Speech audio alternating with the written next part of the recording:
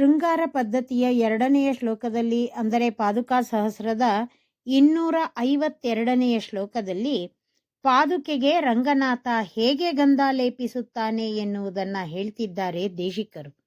ಶ್ಲೋಕ ನೋಡೋಣ. ಪ್ರಣತ ತ್ರಿದಶೇಂದ್ರ ಮೌಳಿಮಾಲ ಮಕರಂಧ್ರಾರ್ದ್ರ ಪರಾಗ ಪಂಕಿಲೇನ ಅನುಲಿಂಪತಿ ಪಾದುಕೆ ಸ್ವಯಂ ತ್ವಾಂ ಅನುರೂಪೇಣ ಪದೇನ ರಂಗನಾಥಃ.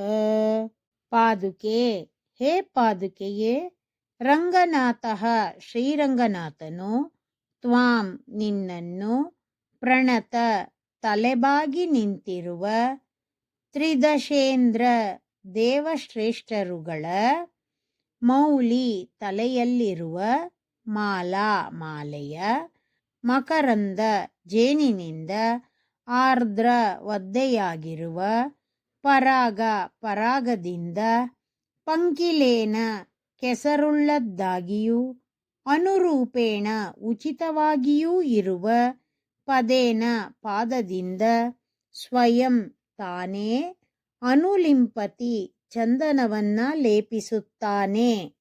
ಭಗವಂತನನ್ನ ಸೇವಿಸಲು ದೇವತಾಗಣ ಬಂದಿದೆ. ದೇವತೆಗಳು ಮುಡಿಯಲ್ಲಿ ಪುಷ್ಪಮಾಲೆಯನ್ನ ಧರಿಸಿದ್ದಾರೆ. ಆ ಹೂವುಗಳ ಪರಾಗವು ಕೆಳಗೆ ಬಿದ್ದಿದೆ. ಹಾಗೆಯೇ ಆ ಹೂವುಗಳಲ್ಲಿನ ಜೇನು ತೊಟ್ಟಿಕ್ಕುತ್ತಿದೆ. ದೇವತೆಗಳು ಭಗವಂತನಿಗೆ ನಮಸ್ಕರಿಸಲು ಬಾಗಿದಾಗ ಅವರು ಮುಡಿದ ಹೂವುಗಳ ಜೇನು ಪರಾಗಗಳ ಮೇಲೆ ಬಿದ್ದು ಕೆಳಗೆ ಒದ್ದೆಯಾಗಿ ಕೆಸರಾಗಿ ಬಿಟ್ಟಿದೆ.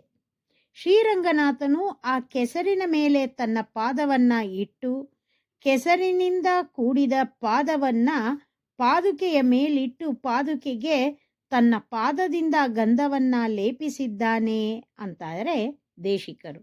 ಶ್ರೀಮತೆ ನಿಗಮಾಂತ ಮಹಾದೇಶಿಕಾಯ ನಮಃ.